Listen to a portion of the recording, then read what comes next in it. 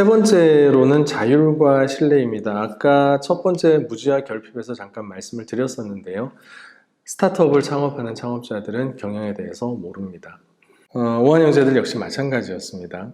경영에 대해서 이것저것 많은 경영에 대한 얘기들을 찾아보니 이 얘기가 가장 마음에 들었던 거예요. 엄격한 규율을 바탕으로 최대한 철저한 자율 문화를 추구하는 게 위대한 기업으로 갈 수 있는 방법이다. 짐 콜린스가 얘기를 했던 얘기가 이제 우리도 이렇게 규율은 최소화하고 대신에 엄격하게 적용을 하고 철저하게 자율문화를 한번 추구를 해보자 라고 시작된 게 지금의 배민의 모습을 만들었다, 이렇게 설명을 드릴 수 있을 것 같습니다. 그런데 이제 여기서 이제 간과하지 말아야 될 거는 자유와 자율은 명확하게 구분되는 개념이라는 거죠. 자유는 정말 자연인의 상태에서 본인의 욕망대로 하고 싶은 걸 다 하는 행위이고요. 자율은 정해진 룰, 큰 범위의 정해진 룰 안에서 스스로 결정을 하고 행동하는 차이가 있다는 거죠. 이게 굉장히 큰 차이가 있습니다.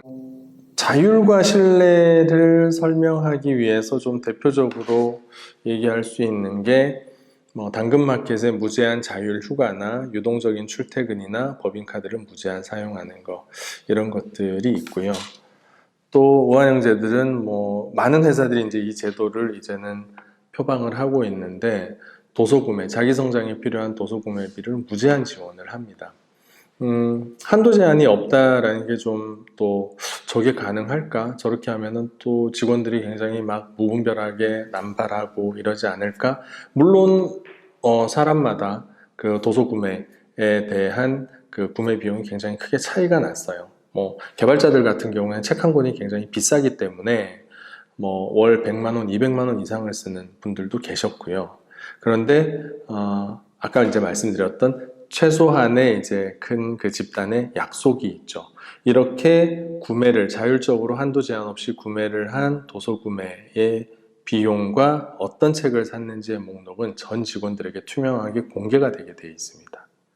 그래서 자율에는 신뢰라는 단어가 연결이 되게 되는데요. 이렇게 자유도, 그러니까 자율적으로 판단하고 행동할 수 있는 범위를 극대화시켰을 때는 분명히 구성원 간의 신뢰도 바탕이 되어야 한다라는 두 가지가 항상 그 커플링 되어서 같이 움직이게 되고, 이게 잘 작동하는 회사들이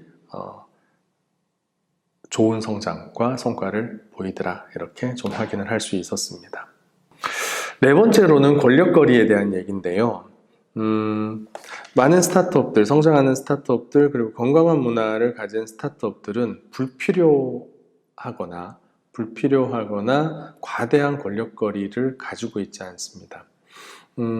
권위는 상급자의 강요나 그 사람이 주는 자리나 직책에 의한 강요가 아니라 구성원이 자발적으로 상위자를 인정하고 존중하는 데서 나온다라고 생각을 하는 거죠.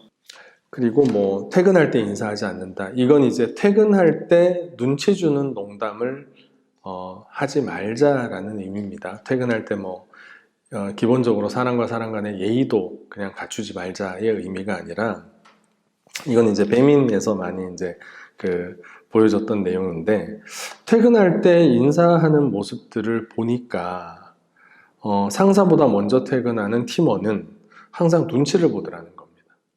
저 오늘 일찍 들어가 보겠습니다. 저 오늘 먼저 들어가 보겠습니다. 미안해 하면서. 퇴근 시간은 이미 지났고요. 그러니까 왜 내 퇴근 시간이 지나서 내 일이 끝났기 때문에 퇴근을 하는데 왜 저렇게 죄인처럼 인사를 해야 될까? 차라리 그럼 저럴 거면 인사를 하지 마라. 꼭 그렇게 인사하는 직원들에게는 또 팀장님들은 그렇게 물어보시죠. 왜? 무슨 일 있어? 라고 물어봅니다. 퇴근 이후에 그분이 어떤 사유로 퇴근을 하시든, 또 퇴근 이후에 어떤 생활을 하시든 그건 그분의 자유잖아요. 그걸 왜 굳이 물어보세요? 그러니까 여기에서 이미 권력 간 거리가 발생을 하게 됩니다. 이런 모습들에서. 그리고 공유와 커뮤니케이션인데요. 당근마켓 얘기부터 먼저 좀 드리면, 당근마켓은 아까 슬랙과 노션을 통해서 모든 업무 정보를 투명하게 공유를 한다고 말씀을 드렸어요. 주 1회 있는 최고 경영진 회의의 내용도 그 다음날 월요일이면 누군가가 정리를 해서 슬랙에 다 공유를 합니다. 그 정리하는 건 누굴까요? 서기 타이핑 하시는 분이 따로 있을까요? 그것도 매주 그냥 돌아가면서 합니다. 대표이사가 할 때도 있고요. 또 제가 할 때도 있었고요. 그냥 누구라도 그냥 타이핑 해가지고 정리되지 않은 내용을 그대로 그냥 슬랙에 공유합니다. 이번 주에 최고 경영진 5명은 이런 얘기를 했습니다. 요거는 이렇게 결정을 했고요. 요거는 조금 더 시간을 가지고 검토하기로 했고요. 요거에 대해서는 저희도 판단 못 하겠으니까 여러분들이 그냥 슬랙의 스레드로 더 좋은 아이디어 있으면 달아주세요 라고 얘기를 합니다. 이번에 이런 아까 이제 말씀드렸던 주일의 경영진 회의 같은 경우에 슬랙에 공유를 하게 되면 거기에 댓글들이 어마어마하게 달려요. 이 의사결정에 대해서는 좀 더 부가적인 설명을 좀 해달라. 이거 하려면 돈 꽤 들 것 같은데 이거 자금 어떻게 조달하실 거냐. 이런 질문들을 합니다. 거기에 대해서 역시 경영진들도 오픈할 수 있는 선까지 계속 또 답글을 달아줍니다. 그래서 뭐 그런 경우도 굉장히 많아요. 경영진 회의에서 결정된 내용들이 나중에 직원들 다수의 반대 의견 때문에 일단 그러면 보류를 합시다로 바뀌는 경우도 굉장히 많습니다. 야, 경영진들이 결정한 거를 어떻게 직원들이 이렇게 반대를 해. 버릇없이 주제 넘네, 선 넘네 이런 생각을 하지 않는다는 거죠. 그러니까 아까 이제 대표이사를 포함해서 더 많은 권한과 역할을 가진 경영진들조차도 불완전한 오류가 있는 판단을 할 수 있기 때문에 우리가 했던 판단보다 다수가 거기에 대해서 반대를 하고 반대하는 의견이 충분히 타당성이 있다라고 생각을 하면 그 의사결정을 얼마든지 번복할 수 있어 라는 게 스타트업이 빠르게 성장할 수 있는 또 중요한 DNA가 아닐까 저는 그렇게 생각을 합니다. 마지막으로 이제 충돌과 피드백을 좀 말씀을 드리겠습니다. 아까 이제 수평 문화를 지향을 한다라고 말씀을 드렸는데 왜 수평 문화를 지향을 하냐 하면 당근마켓은 이렇게 정의를 해요. 커뮤니케이션은 100% 수평적 상태로 진행이 되어야만 건강한 충돌이 일어나고 건강한 아이디어가 발생을 한다. 그리고 공식적인 생활에서는 반말을 하지 않는다. 완전하고 솔직한 커뮤니케이션이 전제가 되어야만 좋은 성과로 연결이 될 수 있다. 그리고 의도가 명확하지 않은 커뮤니케이션을 하지 않는다. 피드백은 상위자만 하는 것이 아니다. 공식적인 업무 관련 피드백은 서로 자유롭게 해야 된다. 그래서 대표이사도 구성원들에게 다면평가를 받습니다. 모든 구성원은 누구도 예외 없이 피드백을 주고받고요. 심지어 리더 피드백에는 대표이사도 포함이 되어서 대표이사를 피드백할 수 있는 사람들이 정해지고 매년 바뀌기도 하고요. 원래 대표이사가 했던 일 중에 가장 좋았던 일은 이런 거다. 대표이사의 아쉬운 점은 이런 거다. 대표이사가 평소에 생활을 할 때 또 동료들과 커뮤니케이션을 할 때 이런 부분은 좀 이렇게 고쳐줬으면 좋겠다는 굉장히 신랄한 피드백을 줍니다. 그리고 이 대표이사가 받았던 피드백은 구성원들에게 공유를 하게 되어 있죠. 그래서 대표이사도 한 해 한 해 이 조직을 운영을 해가면서 나도 성장을 하는 사람이기 때문에 내년에는 이런 피드백을 바탕으로 해서 나도 좀 이 부분에 대해서는 좀 많이 변화를 하겠다라는 약속을 또 구성원들과 하게 됩니다.